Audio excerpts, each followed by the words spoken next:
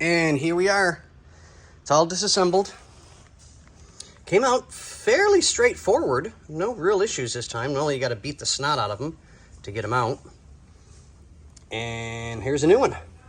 I'll pop that in real quick. Then I'll do the other side. Get that taken care of. Because that one, I mean, this one's like really bad.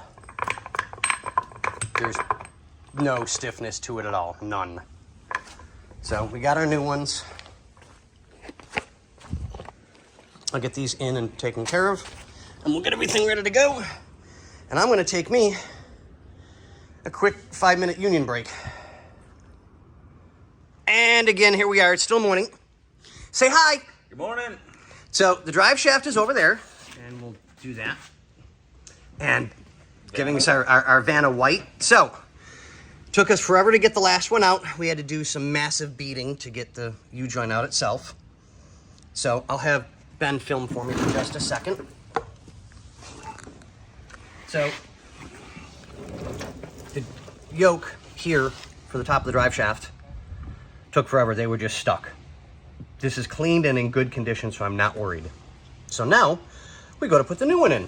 And if you look ever so carefully, see that extra little bit sticking out on the right side? And if you see that, we can get the clip on this side, but we can't get the clip on the other side. So, wrong U-joints. So I went, well, maybe it's just me. Maybe there's something I did wrong. So if you look at the caps, I don't know if you can get that in there. See the difference between them? That little tiny bit on the top is beveled in, so it gives it a bigger hole. If those weren't there, and it was flat like it's supposed to be, we wouldn't have an issue. So either these were manufactured wrong, which is very possible, or it's the wrong U-joint. Either way, I can't finish what I was doing, and I wanted to, because I wanted to try and get the drive shaft in today. So now I have to measure these, go down to the parts store again to get more, if they've got them.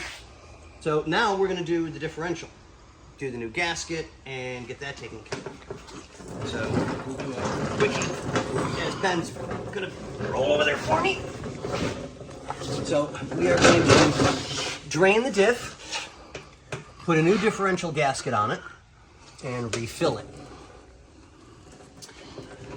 As you can tell, it's been leaking for a while, so I got a little bit of cleaning to do, and we'll get everything all taken care of.